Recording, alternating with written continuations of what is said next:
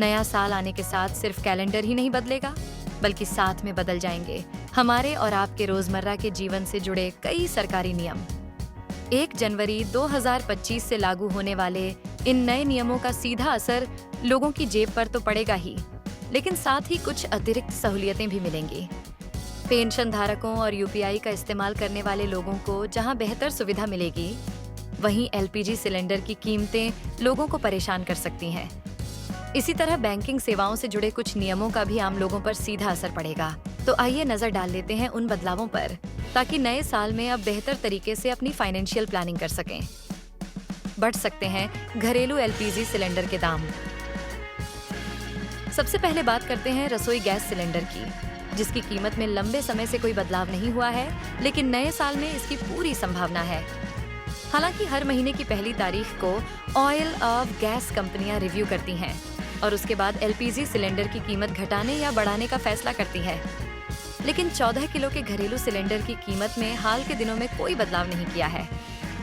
Ration card के लिए e-KYC जरूरी। नए साल में राशन कार्ड धारकों को नए नियम पर खास तौर से ध्यान देने की जरूरत है, क्योंकि सरकार ने अब उनके लिए ई-केवाईसी को अनिवार्य कर दिया है। जिन लोगों ने 31 दिसंबर 2024 तक ई-केवाईसी प्रक्रिया पूरी नहीं की है, उनका राशन कार्ड 1 जनवरी 2025 से रद्द कर दिया जाएगा। यूपीआई 123 पे की लिमिट बढ़ जाएगी। यूपीआई अब देश भर में पेमेंट के लेन देन का सबसे बड़ा जरिया बन गया है। इसे देखते हुए सरकार ने अब यूपीआई 123 पे की लिमिट भी 1 जनवरी 2025 से बढ़ाने का फैसला किया है। इसका फायदा उन लोगों को मिलेगा जो यूपीआई ट्रांजैक्शन के लिए स्मार्टफोन की बजाय बिना इंटरनेट कनेक्शन वाले फीचर फोन का इस्तेमाल करते हैं। पहले इस पेमेंट सर्विस के जरिए अधिकतम 5,000 रुपए तक का लेन देन किया जा सकता था, लेकिन अब यह लिमिट बढ़ाकर 10,000 रुपए कर दी गई है। पेंशन निकासी के नियमों में सुधार। नया साल पेंशन धारकों के लिए बड़ी राहत लेकर आ रहा है।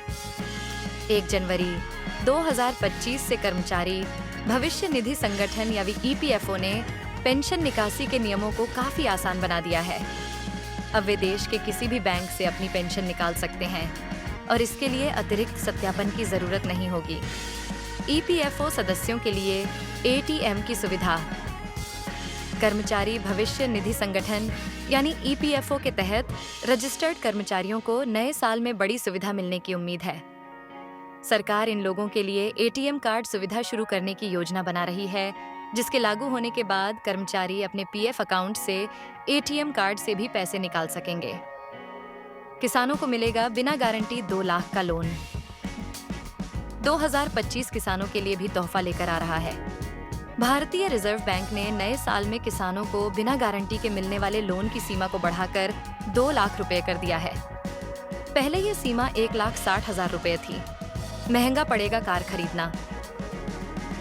यदि आप साल 2025 में कार खरीदने की सोच रहे हैं, तो आपको जेब में 2024 के मुकाबले कुछ ज्यादा पैसा रखना पड़ सकता है। 1 जनवरी 2025 से ज्यादातर कंपनियों की कीमतें बढ़ने वाली हैं।